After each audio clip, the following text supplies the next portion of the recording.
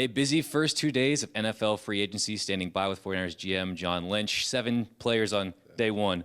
More names circulating. Would you call these first 48 hours a success? Definitely, definitely. We're thrilled. We're absolutely thrilled because we stayed true to our principles, our values, who we want to be as an organization. I think we got very talented players, but it's more than talent that Kyle and I and our organization believes wins in this league and allows you to someday compete for championships. And we feel like with the guys, you know, I can go through the list. Guys like Pierre Garçon and Kyle Juszczyk and you go down the list, we feel like those guys fit the mold of what we were looking for, and we're really proud that we stayed disciplined to that. And we had to beat out a lot of people for these guys, and we did. I think they bought in to what we're not selling because it's authentic to who we are, I should say, and what this organization's all about. What are these conversations like, though? I mean, you have young guys like Kyle Juszczyk, who's just an up-and-coming player, established guys like Pierre Garçon, they're signing here all the same. Yeah. So what's the sentiment from these guys when you're doing this recruiting? Because it is recruiting. You know, Kyle Shanahan's reputation and you know, I think it's more than reputation. There's evidence. There's hard evidence that a guy like Kyle Juszczyk at the fullback position, he looks and he says, you know, you can see it. Here's how this guy might use me. And then the conversations start once we were allowed to do that.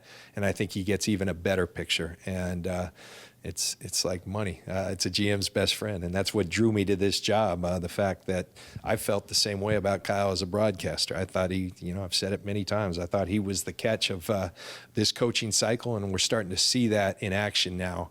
You know, once we could, and even prior to that, when we couldn't and we were dealing with agents, there were often times where people were drawn to us for a number of reasons, and Kyle Shanahan's a big part of that. How important is familiarity? So many of these guys had played with Kyle Shanahan previously. How much of a draw is that? It's a great question, Joe, and I think this class is exactly what we want it to be.